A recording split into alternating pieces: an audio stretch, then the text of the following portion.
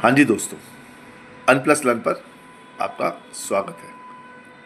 तो आज हमारा बाज़ार फिर नीचे चला गया।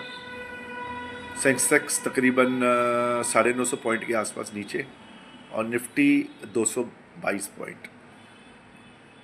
और फिर हमारे जो बैर वाले बंदे हैं उन्होंने मार्केट तोड़ने में कामयाब हो गए। और इसका कारण तो वही है, पुराना कारण जो चलता आ रहा है। सीज़ फायर हो गया अमेरिका और ईरान के बीच में, तब भी इराक है वो मानने को तैयार नहीं है, वो अपना अटैक जारी रख रहा है। और इस चक्कर में बाज़ार को स्टेबिलिटी तो मिल नहीं रही है, स्टेबिलिटी मिल नहीं रही बाज़ार को। तो अब प्रॉब्लम ये है कि रीज़न तो वही है, सीज़ फायर जो हुआ था ईरान और अमेरिका के बीच में वो कामयाब नहीं होता नज़र आ रहा है। इसराइल तो इसको मानने को तैयार ही नहीं है। उसने तो आज भी लेबनान पे अच्छे खासे अटैक किए हैं और उस अटैक में तकरीबन 1100 बंदों की तो मौत हो गई है, और नहीं 250 की तो मौत हो गई है, 254 की एग्जैक्टली, और 1100 बंदे अपना इंजर्ड हो गए। अब आप देखोगे कि ऐसी सूरत में बाजार स्टेबल कैसे होगा। 14 दिन का सीज़ फायर चल भी रहा है और चलने के बावजूद भी, होने के बावजूद भी इतनी मार्केट में गिरावट आ रही है, मार्केट स्टेबल नहीं हो रहा, मार्केट में स्टेबिलिटी है ही नहीं। तो मुझे तो ऐसा लग रहा है कि बाज़ार फिर एक बार नीचे की तरफ गोता खा जाएगा। अगर 2200 का जो 22,000 का जो अगर अपना तोड़ता है ये नीचे की तरफ, तो दिक्कत आ जाएगी। ऊपर में तो कैप ही है, मार्केट 24,800 के आसपास कैप ही है। तो अब ये तो समय बताएगा हमें मार्केट की पोजीशन क्या है, क्योंकि रोज़ ही पोजीशन बदल रही है। और सबसे बड़ी बात है कि आप देखोगे कि इंडिया का जो तेल वगैरह है सब स्टेट ऑफ हार्मोन से ही आता है मोस्टली। और स्टेट ऑफ हार्मोन्स में अगर दिक्कत आती है तो सिंगापुर वाले भी कहेंगे वहाँ पे भी स्टेट ऑफ अलंका अलंका है, वहाँ पे वो भी कहेंगे हम भी टैरिफ लगा लेते हैं। और ये अमेरिका तो, ट्रम्प तो बिजनेसमैन है पूरा का पूरा, उसको तो बस बिजनेस करने का मौका चाहिए, उसने तो पैसा कमाना है बस, बाय हुक और बाय क्रुक। तो वो तो ईरान के साथ मिल के अपनी पत्ती डाल के अपना पैसा कमाने के चक्कर में है। वो सोचता है मैं यहाँ से भी कमा लूँ, वहाँ से भी खा लूँ, हर जगह से कमा लूँ, इसीलिए वो कर रहे हैं। और इंटरनेशनल क्या कहते हैं वाटरवेज है, वैसे तो किसका हक बनता नहीं है, ये तो फ्री है, इसमें तो कुछ होना नहीं चाहिए। तो कोई कोई इंडिया भी हो या चाइना भी हो या रशिया भी हो, किसी सबको अपोज करना चाहिए कि भाई ईरान का कोई मतलब नहीं है टैरिफ लगाने का, वहाँ से अगर हमारे जहाज आ रहे हैं तो कोई मतलब नहीं होता। ऐसा हर बंदे अपना शुरू हो जाएंगे फिर। और आप देखोगे कि तकरीबन 80% नहीं, 80%, 89% के आसपास हमारा सारा जो बेसिकली जो कंट्री है हमारा, जो फॉसिल फ्यूल्स पे डिपेंड, फॉसिल फ्यूल्स का मतलब हो गया ऑयल गैस और अपना कोयला, तकरीबन इतना डिपेंडेंट है इंडिया इन चीज़ों पर। और आप देखो कि पेंट्स ले लो, फ़ैन ले लो, हर चीज़ पे तेल है।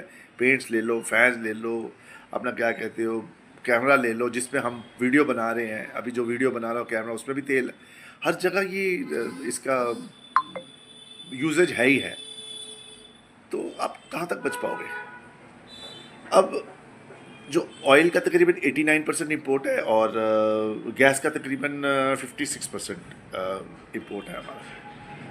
और सबसे बड़ी बात है, जो एनर्जी का एक दूसरा सोर्स ऑफ एनर्जी है वो सोलार, जो सोलार पैनल हम लगा रहे हैं आजकल बिजली के लिए, वो भी सारा माल मोस्टली चाइना से ही आता है। इंडिया के पास तो है ही नहीं फिर कुछ, वही जैसे पहले वीडियो में कहा था, सारा रॉ मटेरियल वहीं से है। और यही अगर हम तेल जो वेनेजुएला, जो अमेरिका वाले, वो ट्रम्प भाई साहब अपना बोल रहे हैं यहाँ से ले लो, यहाँ से ले लो, 2 महीने लगेंगे आने में वहाँ से, उसका किराया भाड़ा, उसकी इंश्योरेंस, कितना महंगा पड़ जाएगा तेल हमें। लेकिन वही ईरान से हम लेते हैं तो 4 दिन में हमारे पास आ जाता है। तो फ़ायदा तो ईरान से लेने में ही है ना। हम तो वही सोचेंगे ईरान से ले, या तो फिर हम रशिया के साथ वापस लेना शुरू कर देंगे, एक डील बना ले।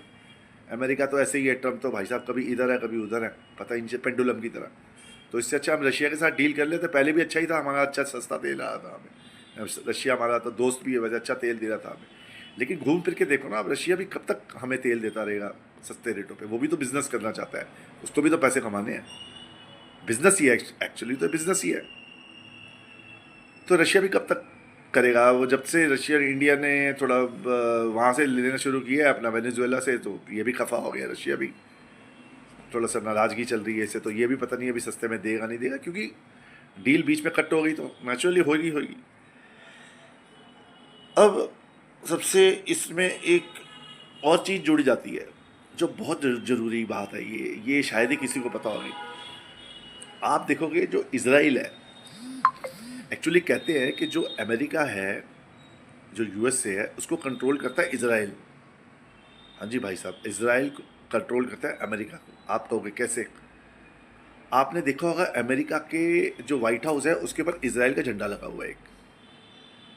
क्यों लगा हुआ है? क्योंकि कंट्रोल करता है उसको इज़राइल, अमेरिका को। और जो स्टीम फाइल्स का केस आया था पीछे, उसमें भी इसी का ही हाथ है, इज़राइल का।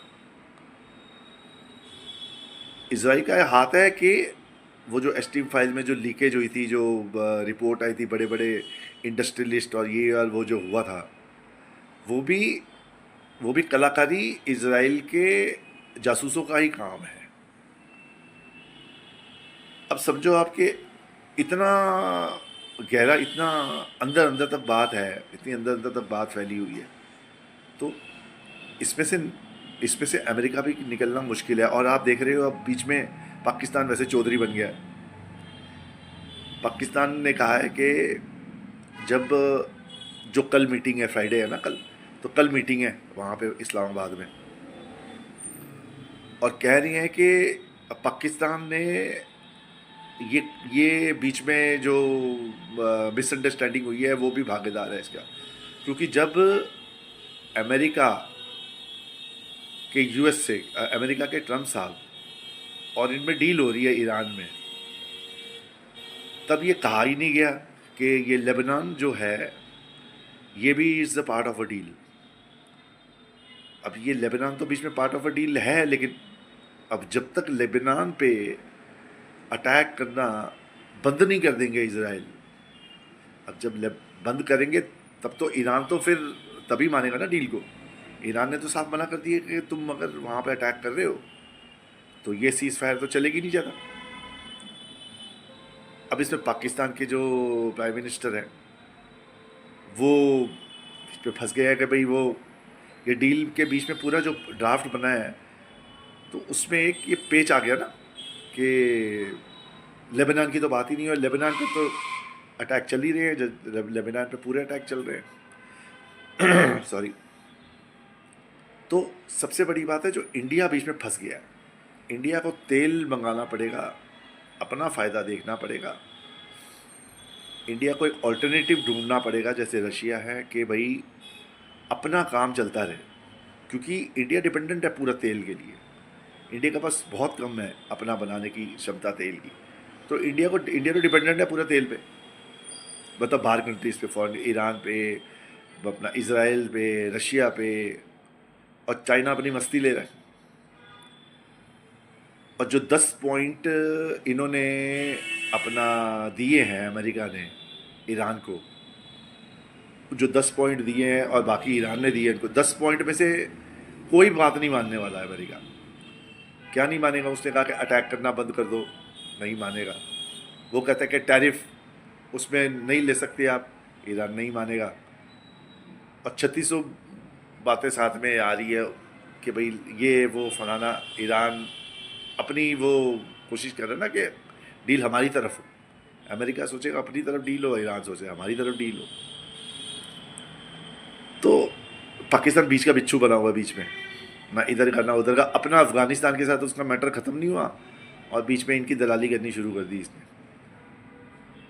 तो मोटा मोटी बात है कि इंडिया को अपना फ़ायदा देखना पड़ेगा, इंडिया को अपना गैस वगैरह जो आनी है उसमें देखना पड़ेगा कि हम किसके साथ हम टाई अप करें। बेसिकली रशिया के साथ टाई अप होगा इंडिया का, तो इंडिया का फ़ायदा हो जाएगा, क्योंकि इंडिया को तेल वगैरह मिलता रहेगा और इंडिया की गाड़ी चलती रहेगी। क्योंकि अगर अब इंडिया विक्स भी बढ़ गया है और डर का इंडेक्स इंडिया विक्स, तो बाज़ार कल क्या खुलेगा वो तो कल ही पता लगेगा, ओवरनाइट क्या हो जाए वो तो आज की तारीख में किसी को नहीं पता कि ट्रम्प भाई साहब कहाँ यू टर्न मार जाए और इज़राइल क्या कर जाए। बस यही आपके साथ एक इन्फॉर्मेशन शेयर करनी थी। आई होप आपको ये इन्फॉर्मेशन ठीक लगी हो। अगर आपको ठीक लगी है सर, तो प्लीज़ लाइक और सब्सक्राइब कीजिए, हमारा भी हौसला बढ़ जाता है।